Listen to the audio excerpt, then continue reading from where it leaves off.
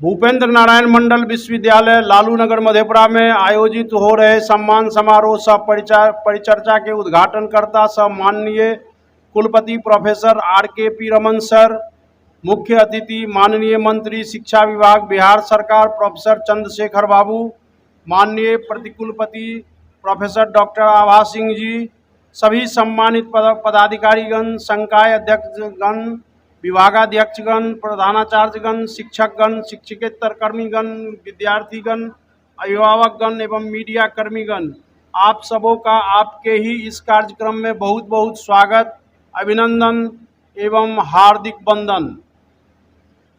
वर्तमान समय हमारे भूपेंद्र नारायण मंडल विश्वविद्यालय लालू नगर मधेपुरा के लिए सबसे बेहतर समय है।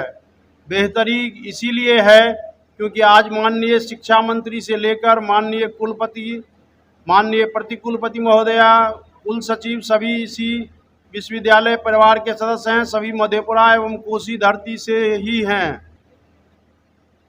आज से ठीक 2 वर्ष पूर्व महामहिम राज्यपाल सह कुलाधिपति महोदय ने मधेपुरा में जन्मे पले बढ़े और यहीं पर शिक्षा ग्रहण कर इसी विश्वविद्यालय में शिक्षक बने प्रोफेसर RKP रमन को कुलपति की जिम्मेदारी देकर हम सबों का बड़ा उपकार किया था। हम माननीय कुलपति महोदय को 2 वर्षों का सफलतम कार्यकाल पूरा करने के लिए हार्दिक बधाई देते हैं। इधर कुछ दिनों बिहार सरकार के शिक्षा मंत्री की महती जिम्मेदारी देकर माननीय मुख्यमंत्री श्री नीतीश कुमार जी एवं माननीय उप मुख्यमंत्री तेजस्वी प्रसाद यादव जी ने हमारी मधेपुरा की मिट्टी में जन्मे एवं पले बढ़े हमारे लोकप्रिय विधायक प्रोफेसर चंद्रशेखर जी को माननीय शिक्षा मंत्री की जिम्मेदारी देकर हम सबों के विकास का नया मार्ग खोल दिया है। अब माननीय कुलपति एवं माननीय शिक्षा मंत्री दोनों इस धरती के होने से सोने के ऊपर सुहागा सा हो गया। आज सुखद संयोग है कि प्रोफेसर चंद्रशेखर बाबू पहली बार इस विश्वविद्यालय में शिक्षा मंत्री के रूप में आए हैं। आज हमारा प्रफुल्लित होना स्वाभाविक है। आज विश्वविद्यालय परिवार का हर एक सदस्य खुशी से आह्लादित है। हमारे परिसर में लगे पौधे भी झूम रहे हैं और हर ओर फूलों की सुगंध बिखर रही है। इस सुखद बेला में माननीय मंत्री जी, माननीय कुलपति महोदय के लिए कुछ पंक्तियां अर्ज करने जा रहा हूं। हर गली सजी है, हर एक घर सजा है। हर गली सजी है, हर एक घर सजा है। आप आए हैं इस शहर में तो शहर भर सजा है।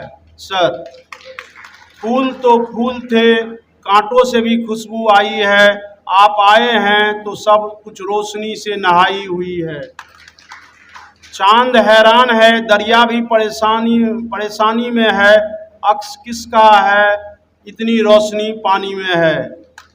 इन्हीं शब्दों के साथ उद्घाटनकर्ता सह माननीय कुलपति प्रोफेसर RKP रमन सर, मुख्य अतिथि माननीय मंत्री शिक्षा विभाग बिहार सरकार प्रोफेसर चंद्रशेखर बाबू, माननीय प्रतिकुलपति प्रोफेसर डॉक्टर आभा सिंह जी, सभी सम्मानित पदाधिकारीगण, संकाय अध्यक्षगण, विभागाध्यक्षगण, शिक्षकगण, शिक्षकेतर कर्मीगण, विद्यार्थी, अभिभावक एवं मीडिया कर्मी, आप सबों को पुनः प्रणाम और हार्दिक स्वागत एवं अभिनंदन। बहुत बहुत धन्यवाद। जय हिंद, जय बिहार, जय भूपेंद्र नारायण मंडल विश्वविद्यालय। आज उच्च शिक्षा की जो स्थिति है आप लोगों से छुपा हुआ नहीं है। इसमें सारे जो भी मंच पर और मंच के सामने में जो व्यक्ति हैं वो सारे उच्च शिक्षा से जुड़े हुए हैं। उनकी वर्तमान और भविष्य की चिंता स्वाभाविक है। वर्तमान कैसा है और भविष्य कैसा रहेगा, इसी पर चर्चा को लेकर के हम लोग यहाँ जमा हुए हैं। स्वाभाविक है हमारे जो वर्तमान में हमारी जो सरकार है, जिस सरकार के शिक्षा मंत्री हमारे धरती के ही लाल प्रोफेसर चंद्रशेखर जी को बनाया गया, उनके ऊपर बहुत बड़ी जिम्मेवारी है।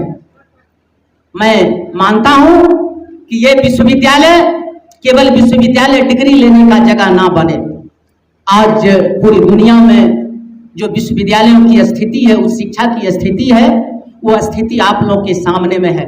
हमारे देश में, हमारे प्रदेश में विश्वविद्यालय तो बनता गया, लेकिन उसकी जो स्थिति है वो बेहतर नहीं हो पाया।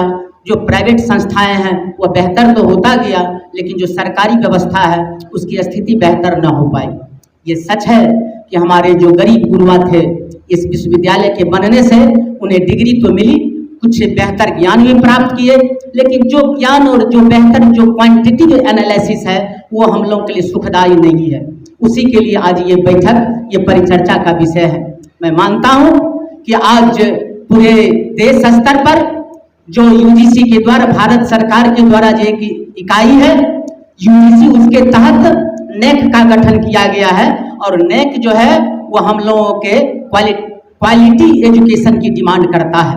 ये क्वालिटी एजुकेशन क्या है, उसके लिए हमारे विश्वविद्यालय माननीय कुलपति महोदय के द्वारा एक IQAC जो सेल है उसका गठन किया गया है। पिछले इसी माह में जो हुआ उसका गठन किया गया है, जिसका काम ही है इंटरनल क्वालिटी एश्योरेंस सेल। वो एश्योर करता है कि हमारा जो इंटरनल क्वालिटी है वह बेहतर है और इसी के असेसमेंट के लिए एक टीम बनाई गई है। हमारे हर एक विभाग के द्वारा जो एक कोऑर्डिनेटर बहाल किए गए हैं वह क्वालिटी एजुकेशन पर बात करेगा, क्वालिटी एजुकेशन की बात करेगा। मैं मानता हूं कि आज जो स्थिति है उसी क्वालिटी एजुकेशन को ध्यान में देकर रख करके हम लोग क्वालिटी की बात करेंगे। विश्वविद्यालय तो बना ही है, हम लोग बेहतर शैक्षणिक उन्नयन कैसे करेंगे और उस बेहतर शैक्षणिक उन्नयन में कैसे हमारे शिक्षा मंत्री हम लोग के लिए मददगार होंगे, इसी पर आज बहुत महत्वपूर्ण बात होगी। उस परिचर्चा के विषय के लिए, विषय प्रवेश के लिए, विषय परिवर्तन के लिए हम अपने विश्वविद्यालय के विदुषी, हमारे यहाँ फिलोसफी के विद्वान जो हमारे प्रतिकुलपति महोदया है प्रोफेसर डॉक्टर आभा सिंह जी, मैं आग्रह करता हूं कि मैडम आप आए और विषय प्रवेश के लिए हम लोग के लिए कुछ 2 शब्द कहें। माननीय प्रतिकुलपति महोदया।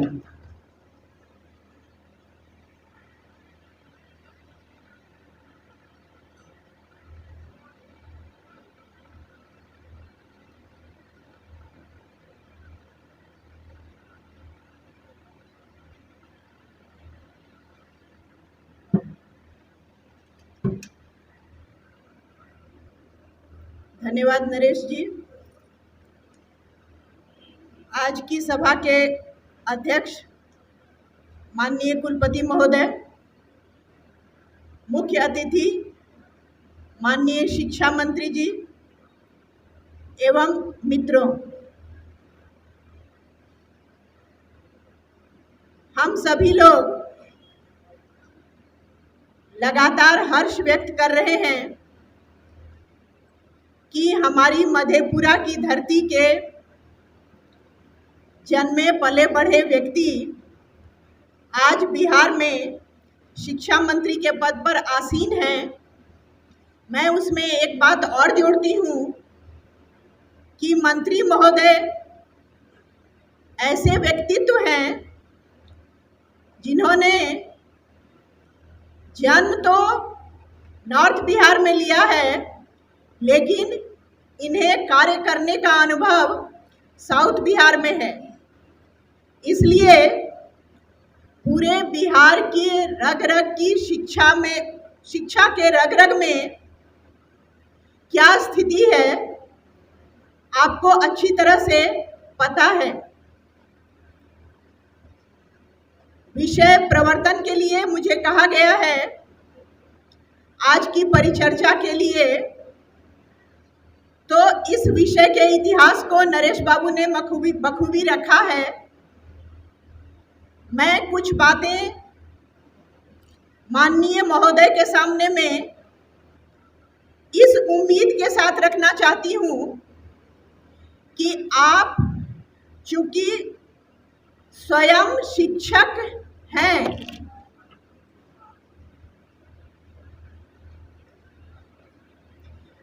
और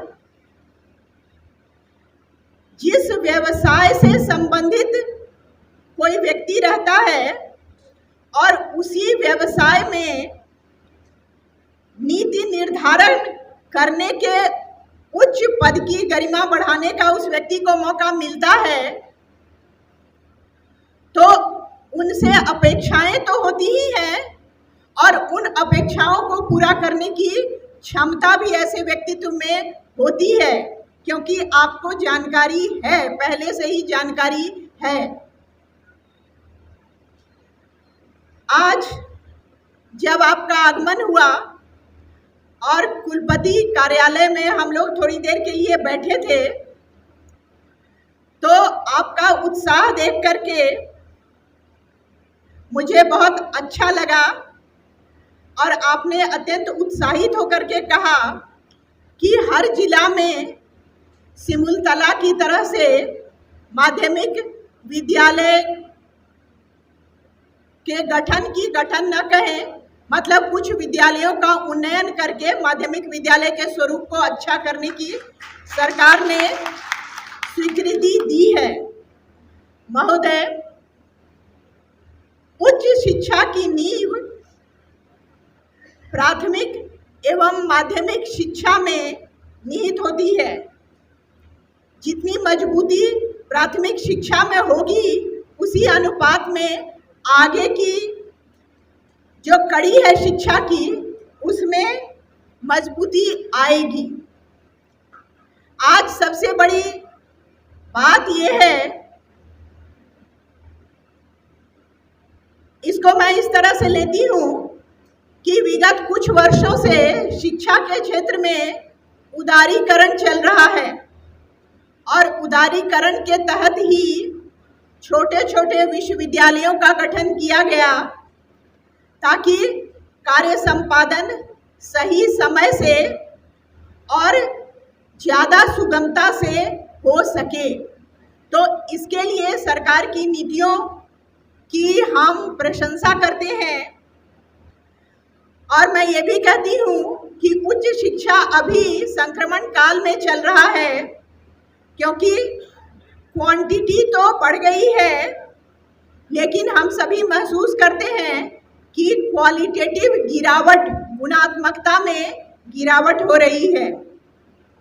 मैं समझती हूँ कि हमारे माननीय शिक्षा मंत्री इस ओर अवश्य ध्यान देंगे और शिक्षा में जो क्वालिटी के गिरावट की बात मैं कर रही हूँ, उसकी कई सारी कड़ियाँ हैं और उसी कड़ी में अभी हमारे यहाँ जो कर्मचारियों का जो प्रॉब्लम चल रहा है, उसके बारे में बार बार आपका ध्यान आकृष्ट करवाया गया है। मैं ये भी कहना चाहती हूँ कि क्वांटिटी बढ़ाने के क्रम में सरकार की नीति है कि हर जिला में पोस्ट ग्रेजुएशन खोला जाए, बहुत अच्छी बात है, लेकिन हमारे यहाँ जो विश्वविद्यालय में पोस्ट ग्रेजुएट डिपार्टमेंट्स हैं, उसमें भी शिक्षकों की कमी है। मैं इस बात पर ज़्यादा नहीं बोलूँगी क्योंकि हमारे कुलपति महोदय ये सारी बातें आपके सामने रखेंगे। मतलब मैं कहना चाहती हूँ कि क्वालिटेटिव उन्नयन के लिए शिक्षक कर्मचारी एक सबसे बड़ा आवश्यक शर्त है। दूसरी बात मैं ये कहना चाहती हूँ, चूँकि उच्च शिक्षा के भविष्य पर भी मैं आपका ध्यान आकृष्ट करना चाहती हूँ, चर्चा का विषय यह भी है, तो भविष्य के लिए मेरा कहना है कि कुछ बातों की ओर बहुत ज़्यादा नज़रअंदाज किया जा रहा है और शिक्षा को एक व्यवसाय का रूप दे दिया गया है और किसी प्रकार से येन केन प्रकारेण उच्च शिक्षण संस्थान में कोई भी पद ले लेना, कोई भी व्यक्ति सोचता है कि किसी भी प्रकार से पद प्राप्त किया जा सकता है। तो मैं ये प्रस्तावित करती हूँ कि आगे से, चूँकि यूनिवर्सिटी सर्विस कमीशन भी बना हुआ है और बहुत ही स्लो अपॉइंटमेंट की प्रक्रिया चल रही है और बहुत सारे बिंदु हैं जिस उलझन में भी है यूनिवर्सिटी सर्विस कमीशन।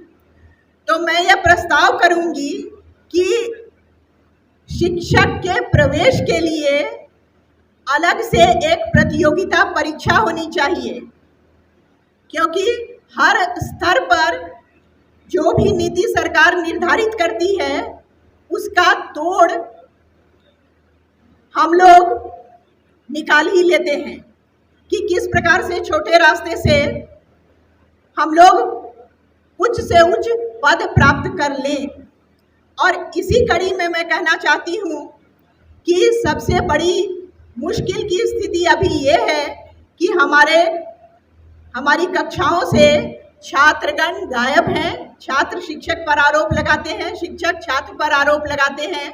तो मैं बहुत छोटे में अपनी बात रखते हुए ये कहना चाहती हूँ कि एक फीडबैक मैकेनिज्म डेवलप करवाया जाए हर विश्वविद्यालय में, और महीने में 2 बार शिक्षक भी छात्र का फीडबैक फॉर्म भरें और छात्र भी शिक्षक का फीडबैक फॉर्म भरें। तो इस उपाय से हो सकता है कि स्थिति में कुछ सुधार हो।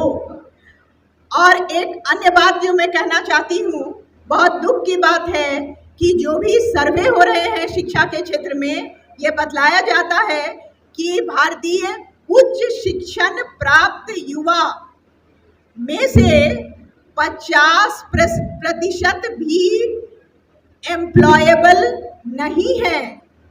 मतलब हमारी उच्च शिक्षा संस्थाएं डिग्री तो दे देती हैं, लेकिन उस डिग्री में सीरियसनेस का अभाव होता है, और यह अत्यंत दुखद बात है। और इसके चलते हमारे पास शिक्षित बेरोजगारों की भीड़ लगते जा रही है।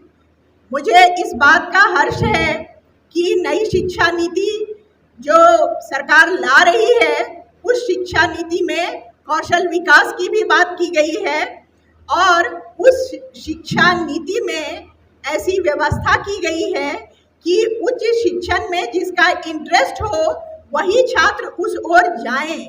विदेशों की यूनिवर्सिटीज़ के बारे में हम लोग पढ़ते हैं तो देखते हैं कि 100% में से उच्च शिक्षण संस्थान में जाने वाले छात्रों की संख्या मात्र 10% होती है। यानी जो लोग जेन्युइनली इंटरेस्टेड रहते हैं वही उच्च शिक्षण संस्थान में जाते हैं।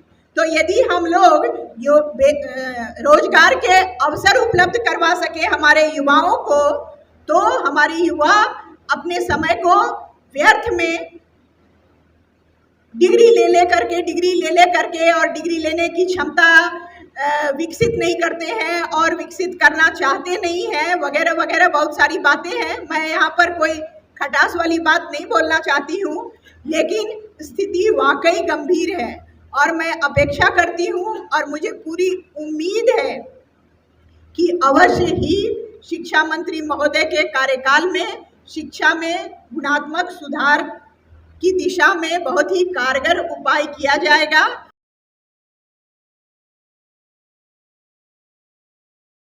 मैडम, आप इतना बेहतर सुझाव आपका आया।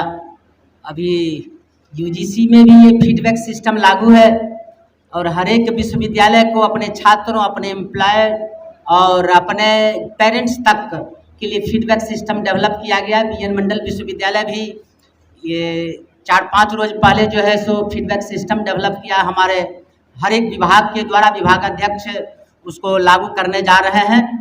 आपको बहुत बहुत इसके लिए आपके प्रति आभार व्यक्त करता हूँ कि आपने बेहतर शैक्षणिक उन्नयन के लिए एक बेहतर जो वर्तमान है, जो भविष्य में क्या होना चाहिए, हमारे यहाँ जो विश्वविद्यालय है, जो हमारे छात्र आते हैं, उनके शैक्षणिक उन्नयन के लिए, बेहतर परफॉर्मेंस के लिए, देश में नंबर 1 बनने के लिए क्या करना चाहिए, उसके सुझाव के लिए आपके प्रति बहुत बहुत आपका आभार। मैं इस कार्यक्रम को आगे बढ़ाते हुए अब अपने विश्वविद्यालय के माननीय कुलपति महोदय, जो हम लोगों के कुलपति ही नहीं, हम लोगों के अभिभावक के तौर पर कार्य करते हैं।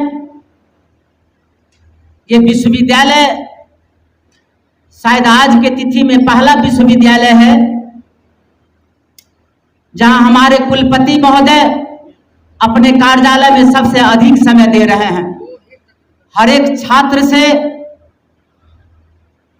सीधा संपर्क स्थापित करते हैं, सीधा संवाद करते हैं, उनके प्रॉब्लम को सुनते हैं और उस पे प्रॉब्लम को सुन करके उनको जो उचित जो उसका रिड्रेसल प्रॉब्लम है उसको रिड्रेस करते रहते हैं। मैं अपने कुलपति महोदय से आग्रह करता हूं कि कुलपति महोदय आप उद्घाटनकर्ता भी इस स्वागत सम्मान समारोह और परिचर्चा के हैं। आप से मेरा विनम्र आग्रह है कि आप आए और आप उद्घाटनकर्ता सा अध्यक्षीय भाषण के लिए अभिभाषण कर करके हम लोगों को अनुग्रहित करें। माननीय कि मधेपुरा का यह लाल झलवा ग्रामवासी आदरणीय प्रोफेसर चंद्रशेखर बाबू 16 अगस्त 2022 को बिहार के नए शिक्षा मंत्री बने। यह केवल मधेपुरा ही नहीं वरन संपूर्ण बिहारवासी के लिए गौरव की बात है। इनका व्यक्तित्व इतना सरल और विराट है कि मधेपुरा के घर घर में यह लगता है कि हमारे ही घर के मंत्री बने। यह सबसे बड़ी खूबी है। सबको लगता है उसमें हम ही पीछा पड़ जाते हैं। बहुत लोग कहते हैं वो तो हमारे घर के मंत्री हैं, तो हमको लगता है चलिए जब हमारे सभी सहकर्मी के घर के मंत्री हैं तो हमारे तो घर के हो ही गए। इसीलिए मैं माननीय मंत्री का अपनी हृदय की गहराई से बहुत बहुत आभार व्यक्त करता हूं, बहुत बहुत बधाई देता हूं और बहुत बहुत स्वागत करता हूं। हम सभी जानते हैं कि 10 जनवरी 1992 में विश्वविद्यालय की स्थापना हुई और हमारे जितने पूर्वज इस विश्वविद्यालय की स्थापना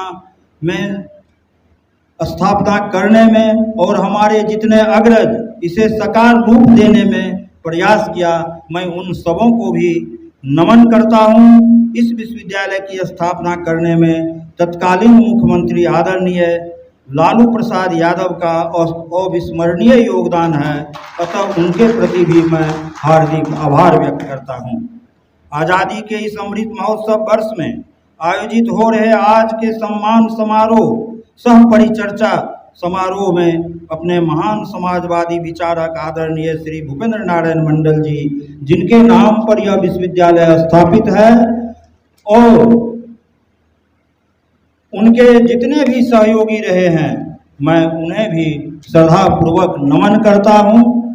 आप सभी जानते हैं कि विश्वविद्यालय में विगत 3 दिसंबर 2022 को चतुर्थ दीक्षांत समारोह आदरणीय महामहिम कुलाधिपति के कुशल नेतृत्व में संपन्न हुआ। इसके लिए हम संपूर्ण विश्वविद्यालय परिवार की ओर से उनका हृदय से आभार व्यक्त करते हैं। आज का विषय माननीय अतिथिगण, आज का विषय है उच्च शिक्षा वर्तमान और भविष्य। वस्तुतः शिक्षा हमारे जीवन के प्रत्येक पहलू से जुड़ी है और हमारे सामाजिक आर्थिक विकास या हम यूं कहें कि समाज का सर्वांगीण विकास शिक्षा पर ही आश्रित है। शिक्षा ही वह सूत्र है जिसके माध्यम से हम अपने सपनों एवं अपने कल्पनाओं को साकार कर सकते हैं। वास्तव में उच्च शिक्षा वह प्रकाश एवं राष्ट्रीय प्रकाश है।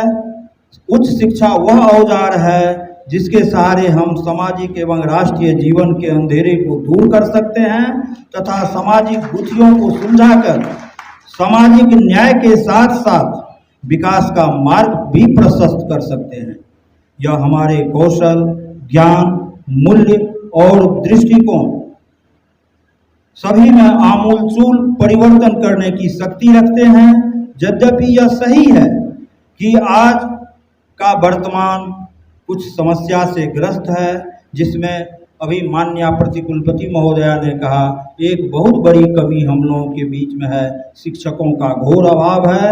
अभी बहुत सारे विभाग ऐसे हैं जो केवल गेस्ट फैकल्टी के बल पर चल रहे हैं, जहां एक ही गेस्ट फैकल्टी है। तो इसीलिए शिक्षकों की कमी और शिक्षकों की कमी हमारी सबसे बड़ी समस्या है। साथ ही छात्रों की वर्गों में उपस्थिति नगण्य होना, यह भी हमारी एक समस्या है। लेकिन इससे हम लोगों को कमज़ोर नहीं होना है, हम लोगों को निराश नहीं होना है, लेकिन हमारी उच्च शिक्षा का भविष्य जो है वह बहुत ही उज्जवल है, बहुत ही कारगर है, बहुत ही आशावादी है। इस पर विशद विवेचना हम लोगों को अलग से करना है। मैं सभी अपने विभागाध्यक्ष महोदय से अनुरोध करूंगा, इस पर हम लोग अलग से सेमिनार आयोजित करें, जिसमें मैं माननीय मंत्री आदरणीय चंद्रशेखर बाबू की भी सहभागिता करने का प्रयास करेंगे। इसके साथ माननीय मंत्री जी, शिक्षा विभाग, आप हमारे विश्वविद्यालय के परिवार के सदस्य हैं। आप लंबे समय से अभिसद एवं अधिसद के भी सदस्य रहे हैं। आप हमारे क्षेत्र के कई वर्षों से लगातार विधायक रहे हैं। फलतः आप विश्वविद्यालय के चप्पे चप्पे से परिचित हैं। आप विश्वविद्यालय की प्रत्येक गतिविधि से भली भांति वाकिफ हैं। आप स्वयं विश्वविद्यालय के विकास के लिए चिंतित रहते हैं, फिर भी विश्वविद्यालय की वस्तु स्थिति से संक्षिप्त रूप में आपको अवगत कराना इन माननीय अतिथिगणों के सामने मुझे समीचीन लगता है। मान्यवर, विश्वविद्यालय क्षेत्राधीन 14 अंगीभूत महाविद्यालय, 19 संबद्ध महाविद्यालय, 7 निजी महाविद्यालय, 2 चिकित्सा महाविद्यालय एवं एक पारा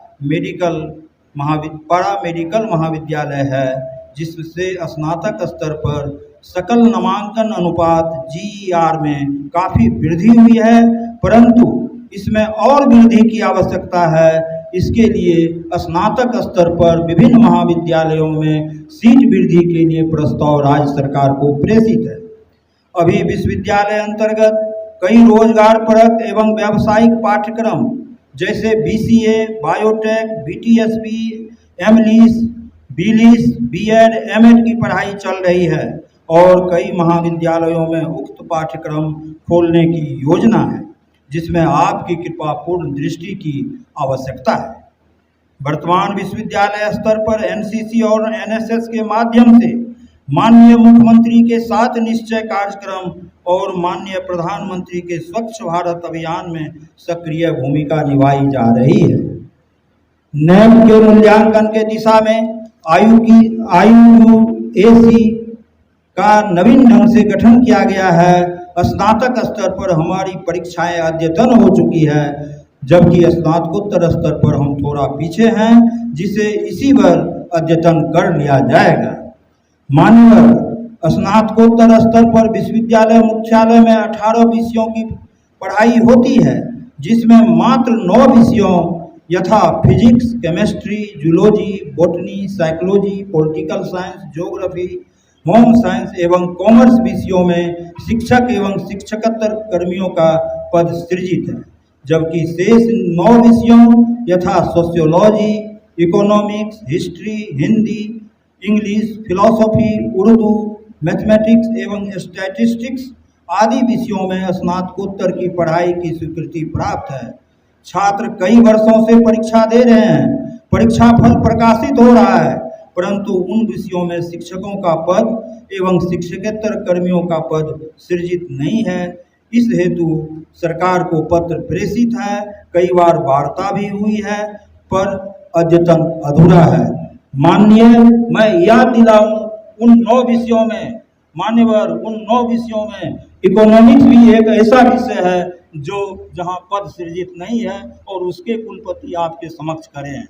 यह तो ऐसे गौरव की बात है, लेकिन मान्यवर, यह आकांक्षा हमारी सबसे प्रबल है कि हमारे उन 9 विषयों में शिक्षक एवं शिक्षकेतर कर्मियों का पद सृजित हो। छात्रों को नामांकन के लिए सीट निर्धारित है, पर शिक्षकों के लिए, शिक्षकेतर कर्मियों के लिए पद सृजित नहीं है, जिसके लिए मैं अन्य महाविद्यालयों से डिप्यूटेशन पर काम चला रहे हैं। पुनः 9 विषयों जैसे फारसी, statistics, geography, geology, music, LSW, rural economics, AIH, anthropology विषयों में मुख्यालय में स्नातकोत्तर वर्ग खोलने का प्रस्ताव प्रेषित है, जिस पर मान्यवर ध्यान देने की आवश्यकता है। इसके अलावे वर्तमान वर्ष में स्नातकोत्तर स्तर पर मुख्यालय सहित पीजी सेंटर और एमएलटी कॉलेज सहरसा में छात्रों के नामांकन हेतु सीट में वृद्धि हुई, जो सरकार की एक महत्वपूर्ण कृपा दृष्टि है। पुनः मात्र 6 महीने की पहल पर और आपके मंत्री बनने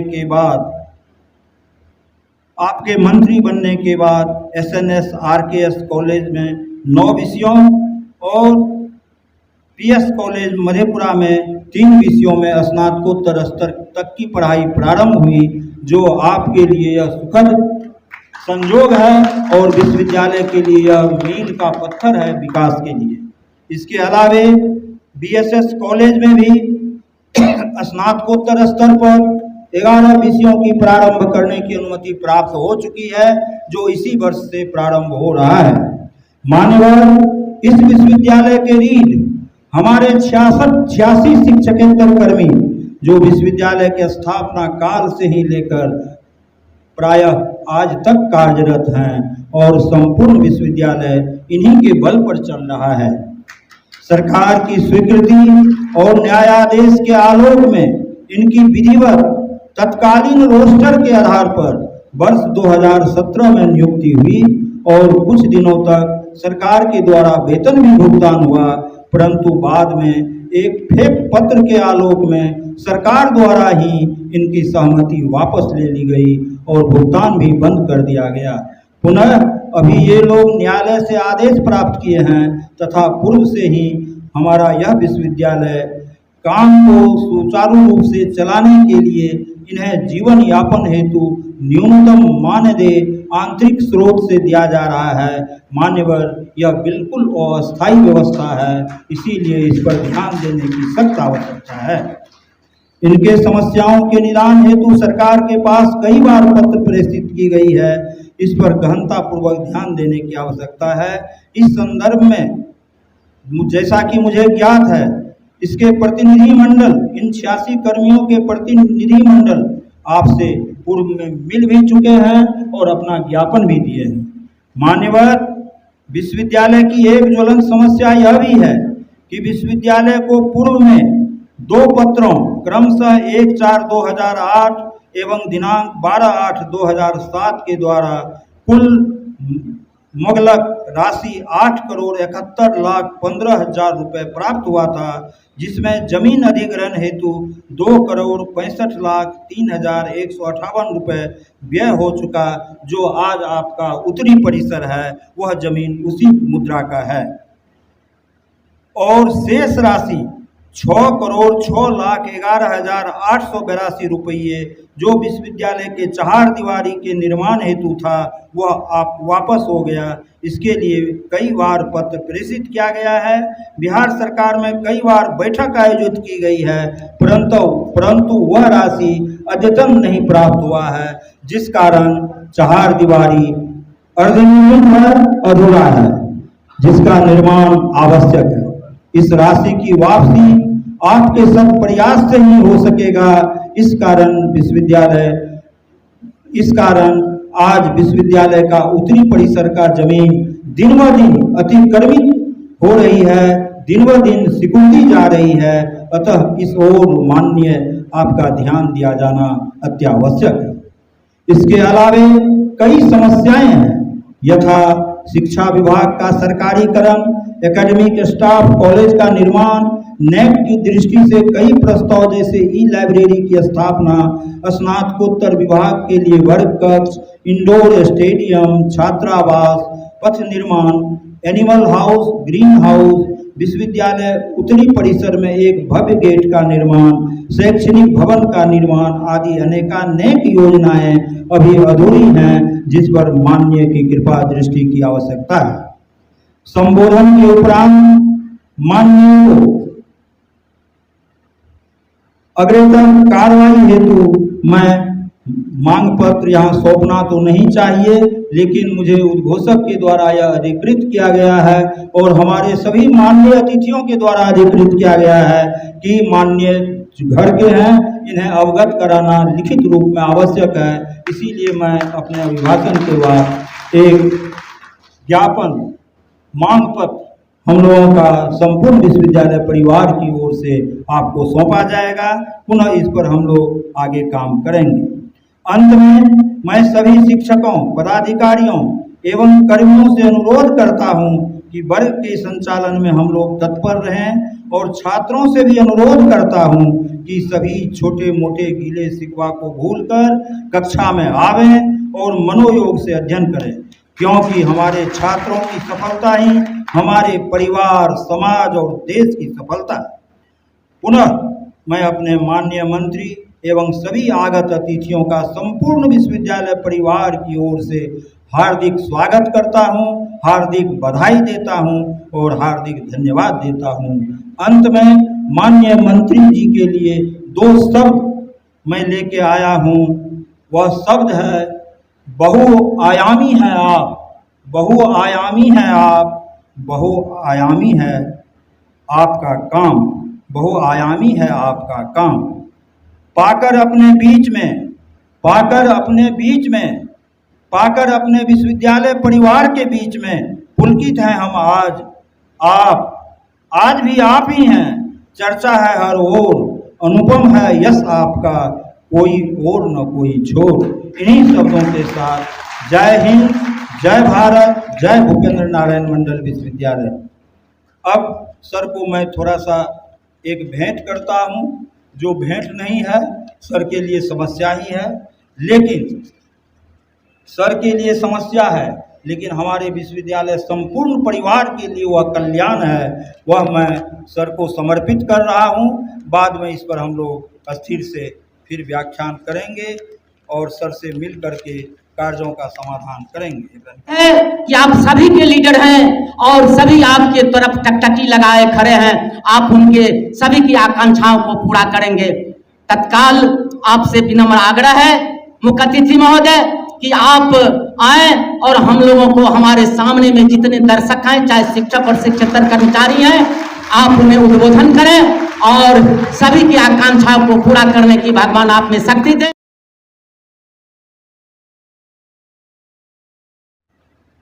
ज्ञान की भूमि बिहार के ऐतिहासिक धरती को नमन, संघर्ष की भूमि बिहार को नमन, अहिंसा की भूमि बिहार को नमन, दुनिया को गणित सिखाने वाले आर्यभट्ट और बिहार को नमन, परिवर्तन की भूमि बिहार को नमन, गणतंत्र की भूमि बिहार को नमन, हमारे महान राजनीतिक संत मनीषी भूपेंद्र बाबू की ऐतिहासिक धरती मधेपुरा को नमन,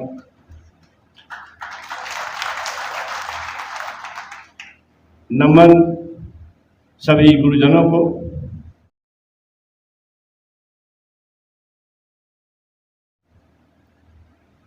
नमन हम अपने महान मधेपुरा वासियों को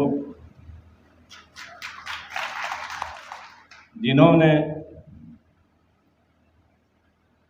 मेरे जैसे साधारण शिक्षक को तीसरी बार आशीर्वाद और सहयोग दिया।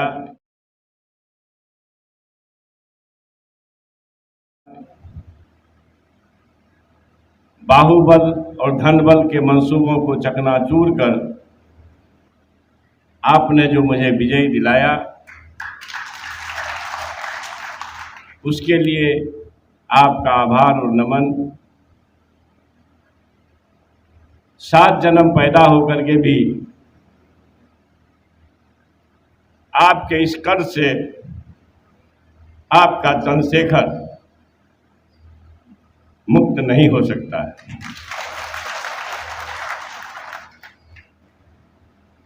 आपके सहयोग को सामाजिक न्याय के योद्धा, अबोलों के बोल, गरीब गुरुओं के रहबर लालू यादव जी के आशीर्वाद से जो शिक्षा मंत्री जैसा पद मिला, उनको नमन। नमन बिहार विकास के विश्वकर्मा नीतीश बाबू का, राज्य के मुख्यमंत्री का, जिनके सहयोग और आशीर्वाद से यह पद मिला। नमन युवा भविष्य, बेरोजगारों के लिए हर समय चिंतित रहने वाले उप मुख्यमंत्री प्रिय तेजस्वी जी को, हमारे हिंदू संस्कृति में, सनातन संस्कृति में गुरुजनों का स्थान ब्रह्मा विष्णु महेश से ऊपर है। गुरुर ब्रह्मा गुरुर विष्णु गुरुर देवा महेश्वरा गुरुर साक्षात परब्रह्म तस्मै श्री गुरुवे नमः। मैं आपके माध्यम से, मेरी आवाज़ जहाँ तक जा रही होगी और तमाम सोशल मीडिया, प्रिंट मीडिया के माध्यम से देश और राज्य के लोग सुन रहे होंगे, उसमें हम तमाम गुरुजनों को हृदय से नमन करते हैं। हम ये महसूस करते हैं, आप अभी सुने उद्घाटनकर्ता और माननीय कुलपति महोदय डॉक्टर R.K.P. रमन साहब, जिन्होंने बड़े ही मार्मिक ढंग से शिक्षा के महत्व और विश्वविद्यालय के कर्मियों और शिक्षण माहौल के विषय में मर्मस्पर्शी उद्बोधन किए। मैं उनका भी हृदय से आभार करता हूँ प्रतिकुलपति महोदया आभा जी का, और समर्थन करता हूँ उनके विचार का। हम अपने DSW राजकुमार सिंह जी का आभार व्यक्त करते हैं। विश्वविद्यालय के कुलसचिव महोदय जिस भावना से अपनी बात रख रहे थे, उनका भी साधुवाद।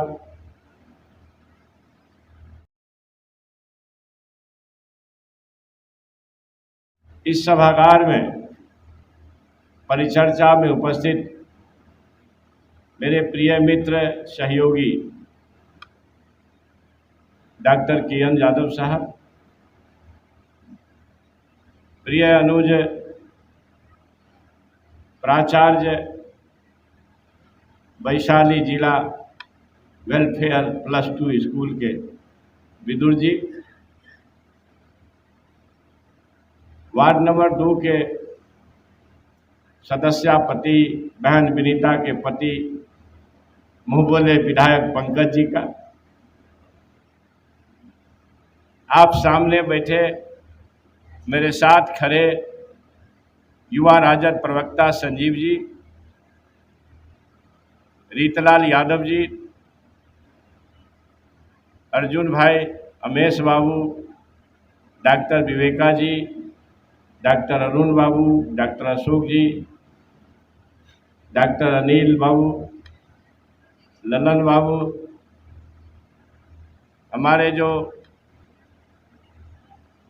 हम लोगों को जो संबोधित करके गए, कर्मचारी संघ के विश्वविद्यालय के राजेश्वर राय जी, अखिलेश बाबू, शिक्षक JP बाबू, युवा छात्र नेता अरुण जी, विश्वविद्यालय छात्र संघ के अध्यक्ष किशोर जी, शिक्षक ललन जी, JP जी, सामने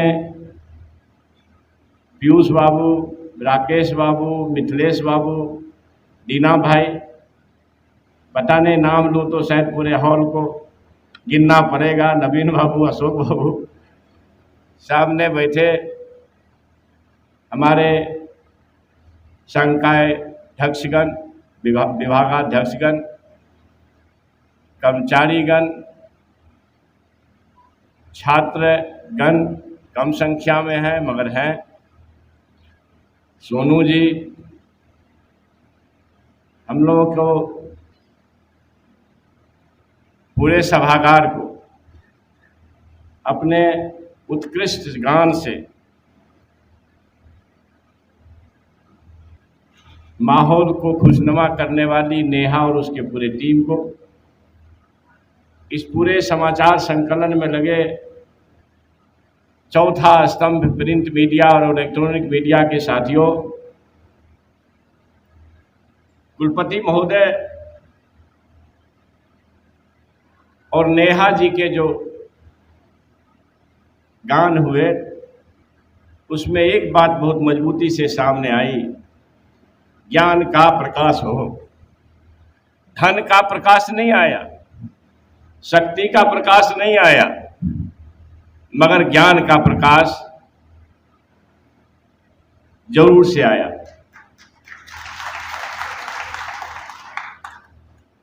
मैं आपके माध्यम से साधुवाद करना चाहता हूं अपने माननीय मुख्यमंत्री जी का, जिन्होंने आज से 2 दिन पहले समीक्षा बैठक में इस बात को उद्धृत किया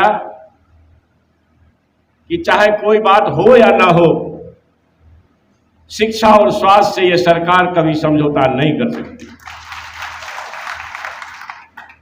और मुझे यह बात बताते हुए खुशी है कि माननीय मुख्यमंत्री जी ने पूरे मीटिंग में, उच्च स्तरीय बैठक में इस बात को उद्धृत किया कि शिक्षा से के सुधार के संबंध में जो चंद्रशेखर जी शिक्षा मंत्री का सुझाव आया है उसको आप लोग सभी आदमी उस पर लागू करिए और उस समाहित करिए। इसलिए उनका साधुवाद। मैंने कहा बिहार का विश्वकर्मा हर समय शिक्षा के प्रति चिंतित रहने वाले, हर तबके के लोगों के शिक्षा के प्रति चिंतित रहने वाले, सड़कों को गांव तक पहुंचाने वाले।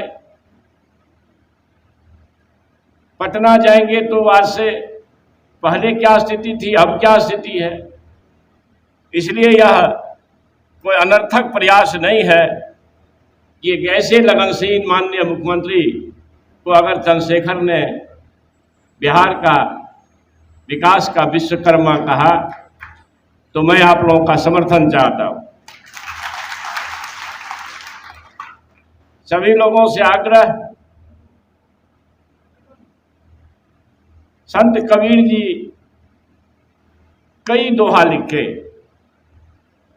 गुरुजनों के लिए, जिसमें मुझे जो याद है,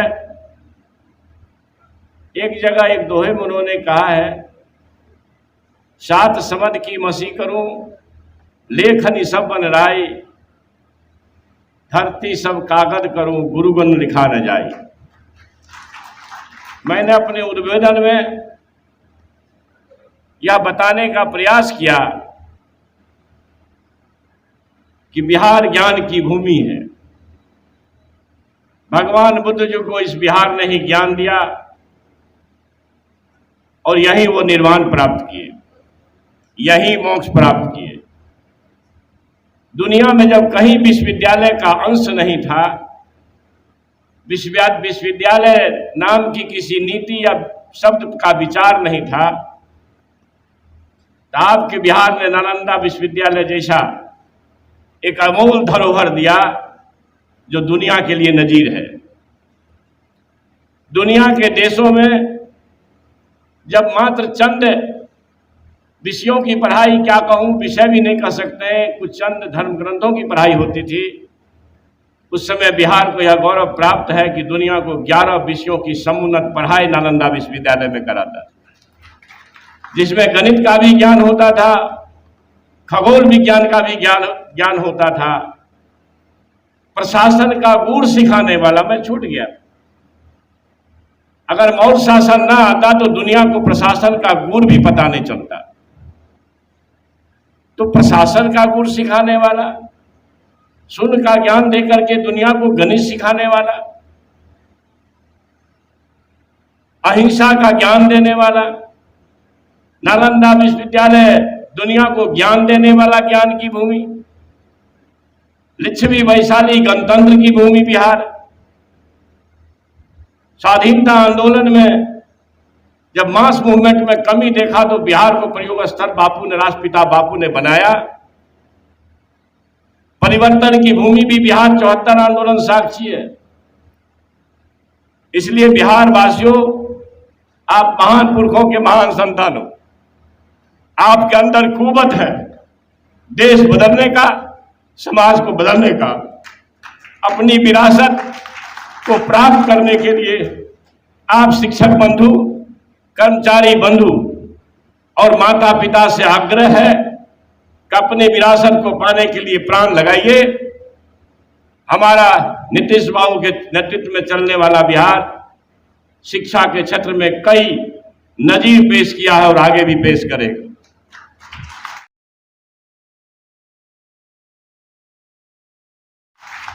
माननीय कुलपति महोदय, मैं आपके बीच कहना चाहता हूं, शिक्षा मंत्री के रूप में, भाई के रूप में नहीं, संकल्प है बिहार सरकार का शिक्षा के क्षेत्र में दुनिया में ज्ञान का परचम लहराने वाला बिहार अपनी विरासत को प्राप्त करने के लिए आसमान की ऊंचाई तक कोशिश करेगा और उसमें भूपेन्द्र नारायण मंडल विश्वविद्यालय सबसे आगे हो।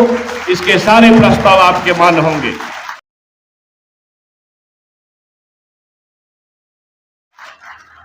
कोई कमी नहीं होगी। जिस दिन 86 कर्मचारियों की जानकारी मुझे हुई, मेरा दुर्भाग्य है, इसके लिए विधायक मंत्री बनने की जरूरत नहीं थी। आपका विधायक इतना कमजोर भी नहीं था। आपको पता है, शेर के जबड़े में हाथ डालकर अतरी निकालने का ज्ञान भी आपके चंद्रशेखर को है। मुझे दुख है, मुझे विलंब से सूचना हुई और हमारे शिक्षक कर्मी, शिक्षकेतर कर्मी जब इस बात की जानकारी हमको दिए, तत्क्षण मैंने संचिका उपस्थापित करने का आदेश दिया और मुझे पक्का विश्वास है ज़्यादा दिन नहीं लगेगा, चंद दिन में आपके ये 86 कर्मचारियों के मामले का समाधान है।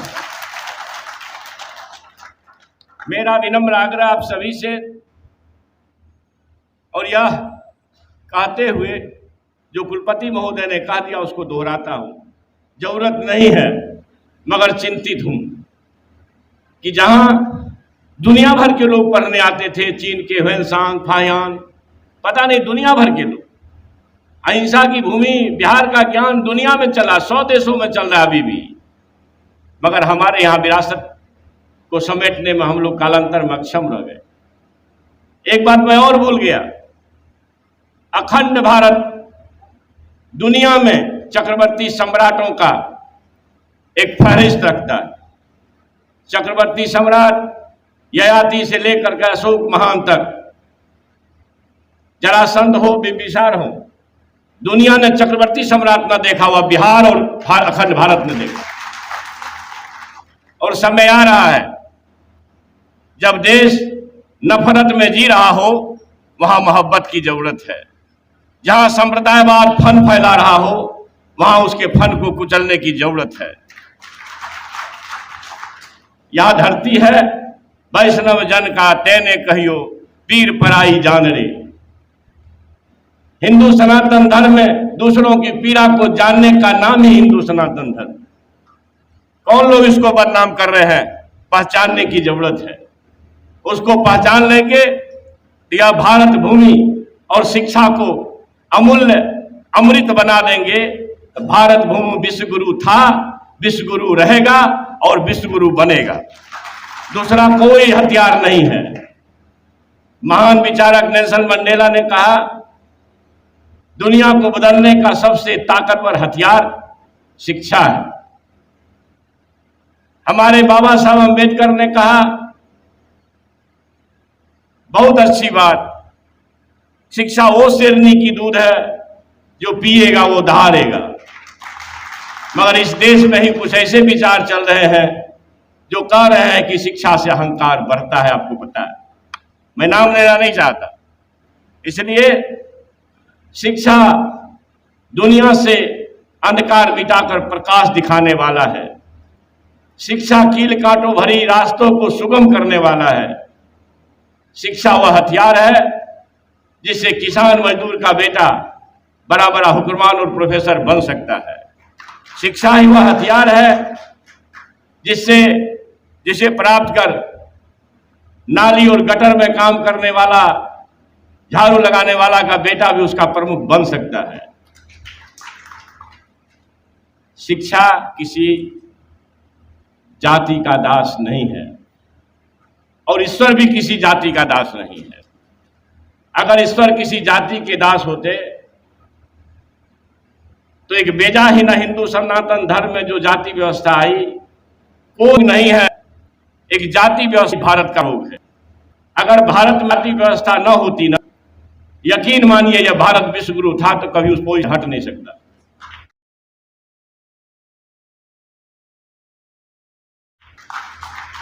ईश्वर की जाति का नहीं है।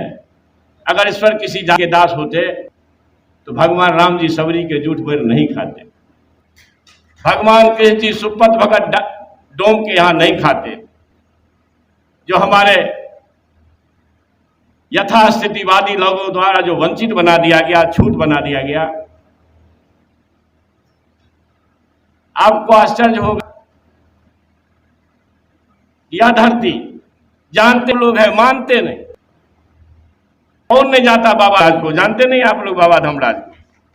बाबा धर्मराज की भूमि कोसी और सीमांचल ज्यादा है, जहां हरिया डोम का भी पूजा होता है, ज्योति पासवान का भी पूजा होता है, उदय सौ का भी पूजा होता है, अंदु माली का भी पूजा होता है, और मीरा साहब की पूजा, हिंदू देव की पूजा हिंदुओं के गह्वर में होती।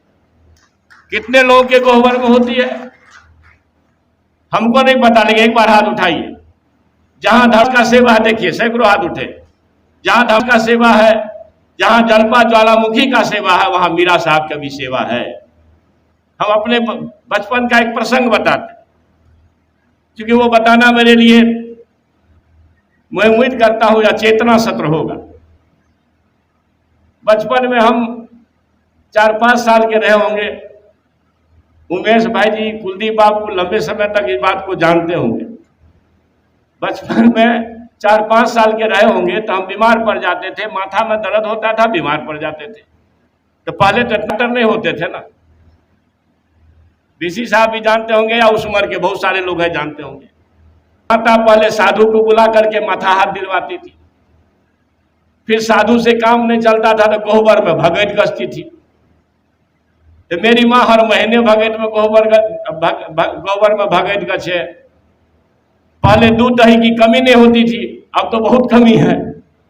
तो शुद्ध घी का लड्डू पेड़ा गोबर में चढ़ता था, हर महीने भगत होता था।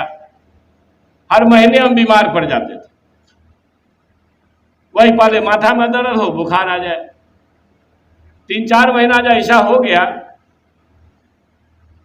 तो भगत के दरमियान, माँ भगत गच्छी भगत हो रहा था, तो भगत के दरमियान पनियार होता है ना, हेड ऑफ द भजन गायक, नहीं मुख्य आदमी। तो हेड थे हमारे कुंजीलाल मंडल जी। उनको पता रहता है कि अभी भक्ता के देह पर कौन गोसाई आया है। तो उन्होंने कुंजीलाल मंडल ने कहा कि हे मीरा साहब, इसका मतलब मीरा साहब उस समय थे उसके देह पर, हे मीरा साहब, ई जे छे चंद्रशेखर एकर में आज महीने महीने तो लड्डू पेड़ा खियावे छ, आ महीने महीने ई बेराम पड़े छे, तो ई ठीके नहीं छे। कांचे उम्र में बूढ़ लागे छे, तो ई ठीके नहीं छे, तोरा पर के विश्वास कर। अप्रितम ऐतिहासिक प्रसंग है मेरे जीवन का।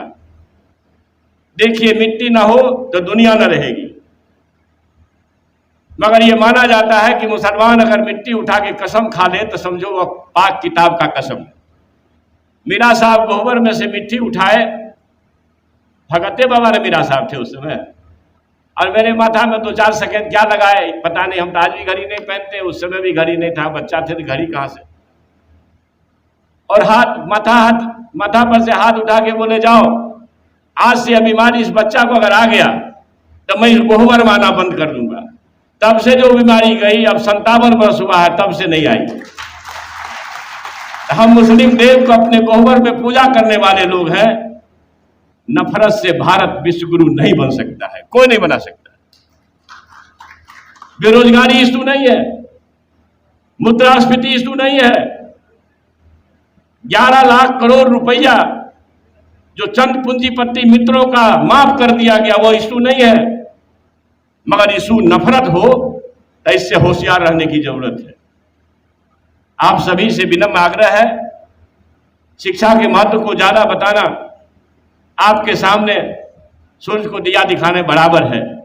सिर्फ एक बार मन बनाइए, यह दुर्भाग्य होगा कि एक शिक्षक शिक्षा मंत्री को किसी शिक्षक के विरुद्ध कार्रवाई करनी पड़े, मगर वो भी करनी पड़ेगी तो आपका नमन करते हुए कहता हूं, वह भी करने से बाज नहीं आएगी सरकार। मगर इसकी नौबत ना आए, मैं आपसे पुनः इस बात के लिए विनती करता हूं। मैं एक बात की जानकारी सबको है, पता नहीं वो ढंग से सोचते कि नहीं, ऐसा नहीं कि हम कोई नई जानकारी आपको दे रहे। इस बात में आंदोलन काल में, स्वाधीनता आंदोलन काल में जब मैं ये कहा कि ईश्वर किसी जाति का दास नहीं है, वो इस बिना पर भी कहा कि भगवान राम जी सबरी के जूठ बैर खा सकते हैं, मगर आज भी सबरी मंदिर में नहीं जा सकती। भगवान कृष्ण जी सुपथ भगत डोम के यहां खा सकते हैं, मगर आज भी सुपथ भगत मंदिर में नहीं जा सकते। आपके उदाहरण मांझी साहब हैं, आपके उदाहरण वर्तमान के राष्ट्रपति जी हैं। मालूम है कि नहीं? कितने लोगों को मालूम है? हाथ उठाइए। कम लोगों को मालूम है। राष्ट्रपति कोविंद साहब अपनी धर्मपत्नी के साथ जगन्नाथपुरी गए, सोशल मीडिया पर है, यूट्यूब पर है, देख लीजिएगा। और यथास्थितिवादी लोगों ने उसको गर्भगृह नहीं जाने दिया। जब राष्ट्रपति को इजाजत न मिलेगी तो किसको इजाजत मिलेगी? मांझी साहब इस राज्य के मुख्यमंत्री थे, मुख्यमंत्री, और मुख्यमंत्री रहते हुए मधुबनी के दुर्गा मंदिर में पूजा करने गए और पूजा करके निकले तो यथास्थितिवादियों ने उसको गंगा जल से धो दिया। इसका मतलब भगवान राम और कृष्ण से, बाबा धर्मराज से हम लोग ज्यादा महान तो नहीं हो गए? अगर ज्यादा महान होते तो हम लोग को भी लोग धूप बत्ती दिखाता। इसलिए आप सभी से विनम्र आग्रह है, मैं अपनी बात बताता हूं। जूलॉजी के प्रोफेसर दास साहब ने हमको बताया, तुलसीदास जी ने लिखा है, क्षितिजल पावक गगन समीरा पंच रचितिया अधम शरीरा। 5 तत्वों के मेल से अगर शरीर बना तो जातियां कहां से आ गई? 5 तत्वों के मेल से अगर अमीबा बना, और अमीबा से आदमी बनने में कितना रास्ता गुजरा है, करोड़ों वर्ष, तो ये जातियां कहां से आ गई?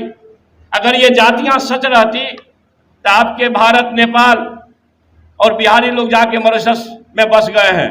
11,000 किलोमीटर दूर काला पानी, आपको पता है, इतिहास के लोग होंगे यहाँ, सुरेश बाबू वगैरह है कि नहीं पता। तो काला पानी में जब गया सब बिहारी, यहां से जात लेके चला गया मॉरिशस में। अन्नू जगन्नाथ, शिवसागर, राम गुलाम सब बिहारी, वहां राष्ट्रपति प्रधानमंत्री होते हैं। दुनिया के 3 देश में ये जातियां हैं, ब्राह्मण है, राजपूत है, लाला है, भूमिहार है, जादव है, कोरी है, कुशवाहा है, पता नहीं, अनंत जाति।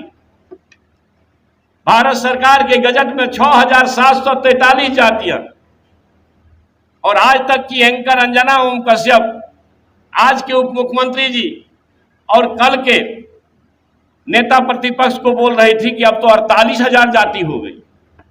आप सभी PhD डिलीट लोग हैं, 100 जाति का नाम गिना दीजिए तो मैं आपका लोहा मान लूंगा। है याद किसी को? तो अगर भगवान जी ईश्वर खुदा जाति का बीज लगाते तो नेपाल, भारत, मॉरिशस में लगा के भाग जाते, और चीन, अमेरिका, लंदन को छोड़ देते, ऑस्ट्रेलिया को। इसलिए जाति धोखा है, जाति से विभाजन का खतरा है, जाति से विभाजन का भाव पैदा होता है। इसलिए जातियों को मानने की जरूरत नहीं है। इसे ईश्वर ने नहीं बनाया, इसे मनुष्य ने बनाया। तो जो मानव निर्मित है उसे मानवीय कार्यों से ही दूर किया जा सकता है। हमको दास साहब पढ़ा दिए, अमीबा से आदमी बनने तक में तो चिंपांजी आता है, पिथिकैंथ्रोपस इरेक्टस आता है, होमोसेपियंस आता है, रेप्टेलिया आता है। हो सकता है या हमारे सभागार में जो बैलों नहीं होंगे उसना भी जानते हो। फिविया आता है, फिशेज आता है। तो भैया जादव कोड़ी कब आ जाता है? जब हमको ज्ञान हुआ, यकीन मानिए मैं 47 बरस डोम का गोर छुआ, जो हमारा अभिशाप है वंचित जिसको बनाया गया, रायदास का गोर छुआ, ऋषिदेव का गोर छुआ, रजक का गोर छुआ। तो पहले तो प्रोफेसर बना दिया ईश्वर ने, फिर आप सब ने एमएलए बना दिया, अब तो मंत्री भी बना दिए, वो भी शिक्षा मंत्री बना दिए। अगर चंद्रशेखर छुआ जाता तो चपरासी भी नहीं होता। छुआ कैसे जाता? जब रामकृष्ण और धर्मराज ने छुआ सकते हैं तो चंद्रशेखर और आप कैसे छुआ सकते हैं? ये जो दूरी है ना, आपसे विनम्र आग्रह है, जाति का भाव हृदय से निकाल दीजिए, कम से कम मधेपुरे से प्रयोग कर दीजिए। चंद्रशेखर जैसा सब आदमी शिक्षा मंत्री बनिए। भाई भगवान राम जी सबरी की झूठ पर खा सकते हैं, हम लोग लगता है ज्यादा गणित है, राम जी से भी ज्यादा गणित है। तो मैं भी एक उदाहरण आपके सामने हूं, वो तो महान है, उनके बारे में नहीं कह सकता। ईश्वर किसी जाति का दास नहीं है। अगर किसी जाति के दास होते तो वंचित समाज में पैदा होने वाला डॉक्टर भीमराव भारतीय छात्र नहीं होते, जो अमेरिका के कोलंबिया विद्यालय में जाकर के अर्थशास्त्र के ज्ञान का परचम लहरा। अगर भगवान जी किसी जाति के दास है तो पहली महिला शिक्षिका वंचित से पहले पैदा होने वाली सावित्री फुले नहीं होती। और आपको आश्चर्य होगा, गौरव भी होगा, सोशल मीडिया यूट्यूब पर है, देख लीजिएगा। अगर मैं गलत हूं, आपका शिक्षा मंत्री हूं, कल से चपरासी भी नहीं रहूंगा। एक एक बात जो बता रहा हूं ऐतिहासिक तथ्य से भरा हुआ, और सबके जेबी में स्मार्टफोन है, कभी भी निकाल के देख सकते। अमेरिका के कोलंबिया विश्वविद्यालय में ओबामा साहब को जाने का अवसर मिला। वहां पर देखा कि भाई ये काला कलूटा आदमी, भारतीय मूल के आदमी का फोटो टंगा हुआ है। तो उनकी जिज्ञासा हुई कि भाई कौन व्यक्ति था। छात्रों ने, गुरुजनों ने जितना उनको बताया, उनकी जिज्ञासा इतनी प्रबल हुई कि उन्होंने 100 वर्षों के ज्ञानी आदमी का सर्वेक्षण करा दिया। 100 वर्षों के ज्ञानी आदमी का सर्वेक्षण करा दिया। और राष्ट्रपति ओबामा प्रशासन, अमेरिकी प्रशासन ने जो निचोड़ निकाला, उसमें बाबा साहब भीमराव अंबेडकर को ज्ञान का प्रतीक का उपाधि मिला। बाबा साहब भीमराव अंबेडकर की प्रतिमा अमेरिका के कोलंबिया विश्वविद्यालय में रह सकती है, मगर हमारे देश में तोड़े जाते। कौन मानेगा इसको? कौन संभालेगा इसको? हमारे देश में संविधान जो सबके समानता, सबके सब सामाजिक न्याय, समाजवाद, समता मूलक विचार की बात करती है, इस देश में ही संविधान को रौंदा जाता है, जहरीला बीज तक का उपाधि दिया गया है। कौन समझेगा इसको? इसलिए आप सभी लोगों से विनम्र आग्रह है, जातियों का यह खेल हमारे भारत का भाग्य बनाने में थोड़ा रो रहा है, और थोड़ा नहीं ज्यादा ही।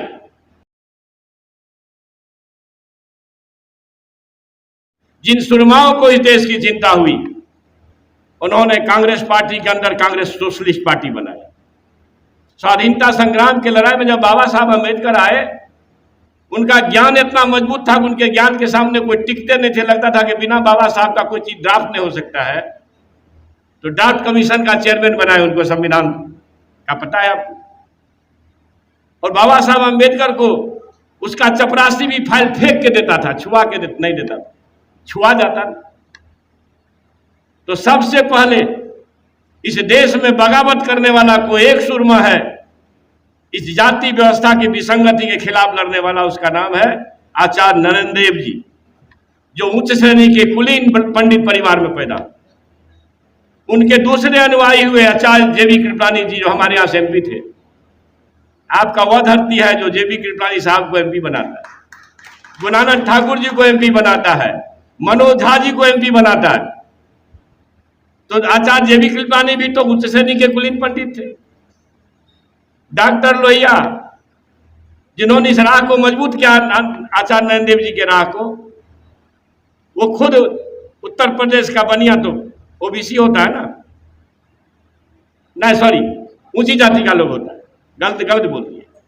उत्तर प्रदेश का अग्रवाल बनिया जो है, वो ऊंची जाति का लोग होता है। पंडित जनेश्वर मिश्र वो भी ब्राह्मण थे। पंडित मधुली में वो भी ब्राह्मण थे।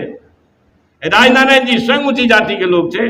और तो और आपके नेता चौधरी चरण सिंह जी जाट तो ऊंची जाति के लोग होते, वो भी थे। मैंने भूपेंद्र नारायण मंडल और जननायक कर्पूरी ठाकुर के सिवा इस देश की चिंता करने वाला अगर 10 आदमी था तो 8 ब्राह्मण और ऊंची जाति के लोग। जो सबकी चिंता करेगा, 10-15 की चिंता मजबूत कंधा वाले लोग हैं। इस सभागार में मजबूत कंधे वाले लोगों से कहना चाहता हूं, जरा आप हमें भी साथ कर लो। देखो, भारत को विश्व गुरु बनने से कोई नहीं रोक सकता।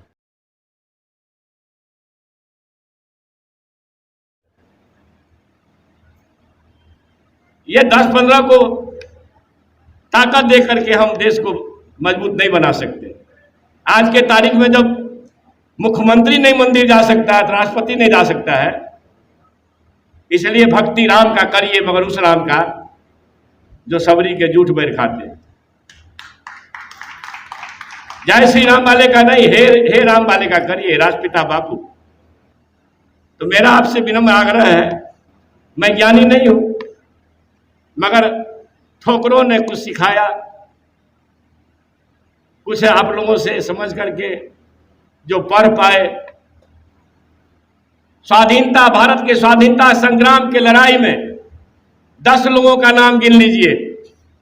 गोपाल कृष्ण गोखले से लेकर के राम प्रसाद बिस्मिल तक इस देश के स्वाधीनता संग्राम में पंडितों के योगदान को कभी भुला न सकता देश। वो देश बनाने वाले लोग थे। मगर जो प्रतिज्ञावादी, सामंतवादी, यथास्थितिवादी मनुस्मृति को लागू करना चाहते हैं, उनका प्रतिकार होना चाहिए। इसलिए मैं मजबूत कंधा वाले से कहना चाहता हूं, अगर भारत को ताकतवर बनाना है तो शिक्षा एक हथियार है, मगर सबको मिला के चलिएगा हमारे तेजस्वी जी। इसलिए सबको मिलाकर चलने की बात करते हैं, A to Z की बात करते हैं। तो हम उम्मीद करते हैं चंद दिनों में तो नहीं सही, लेकिन चंद वर्षों में भारत विश्व गुरु बनेगा और मेरा मंडल की धरती और मंडल विश्वविद्यालय उसका अगुवा बनेगा। विरासत को समेटना है, बिहार को अपने विरासत पर वापस ले जाना है। आप सभी का अप्रतिम योगदान हो। एक भी छात्र हो, क्लास वर्क कक्ष लगा दीजिए। मुझे चिंता हुई इस बात को जान करके, कॉलेज के शिक्षकों ने बताया कि 20 वर्षों से प्रायोगिक कक्षाएं धूल फांक रही है, लगती नहीं। ये घोर चिंता का विषय है। मैं प्राण लगा दूंगा। हमारे मुख्यमंत्री जी का आशीर्वाद हमको प्राप्त है, उप मुख्यमंत्री जी का सहयोग प्राप्त है। शिक्षा क्षेत्र में कोई कमी, साधन सीमित है। भारत सरकार बजट देखिएगा तो शून्य योगदान है इस वर्ष उनका, इस बजट सत्र में शून्य योगदान है और दुश्मनी करेगी, जानते हैं। मगर मैं मानता हूं माननीय मुख्यमंत्री जी का जो संकल्प है कि शिक्षा और स्वास्थ्य से ये सरकार कभी समझौता न करेगी, आपको किसी प्रकार की कमी नहीं होने देगी। जय हिंद, जय बिहार, जय मंडलवाद, जय समाजवाद। मैं सभी को आदाब, सलाम, नमस्कार।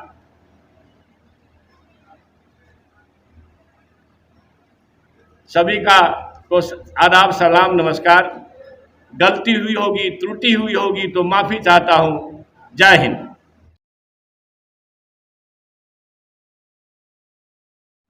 जय शिक्षा।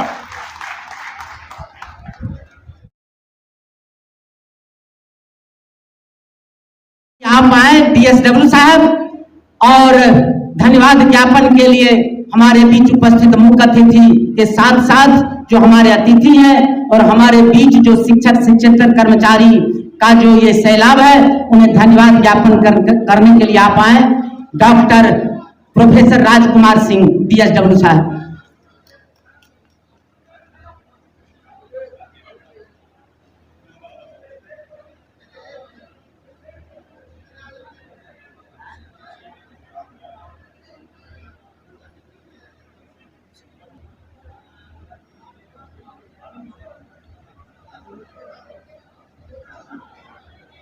आज का यह आयोजन हमारे कुलपति की ओर से आयोजित एक सम्मान समारोह है, जो हमारे बिहार सरकार के शिक्षा मंत्री श्री चंद्रशेखर जी के सम्मान में आयोजित था और अब यह पूरा समारोह धीरे धीरे समापन की ओर बढ़ रहा है। ऐसे यूं ही धन्यवाद प्रस्ताव या धन्यवाद ज्ञापन का समय आता है तो अब आगे बहुत धैर्य की आवश्यकता नहीं है, लेकिन थोड़ा धैर्य चाहिए। आप रिफ्रेशमेंट भी लीजिए और हम लोग की जो बातें हैं उस पर भी गौर कीजिए। धन्यवाद ज्ञापन की कड़ी में मैं सबसे पहले अपने मुख्य अतिथि शिक्षा मंत्री जी का आभार व्यक्त करूंगा और उस आभार व्यक्त करने के पीछे दो कारण होंगे। आमतौर से किसी भी समारोह में जो आभार व्यक्त किया जाता है या धन्यवाद ज्ञापित किया जाता है वह बहुमूल्य समय निकालने के लिए किया जाता है। हम सभी जानते हैं, सभी महत्वपूर्ण पदों पर हैं और सभी की अपनी अपनी जवाबदेही है, लेकिन हमारे शिक्षा मंत्री का जो कार्यक्रम है वह हमारी आपकी तुलना में कई गुना अधिक व्यस्त होता है।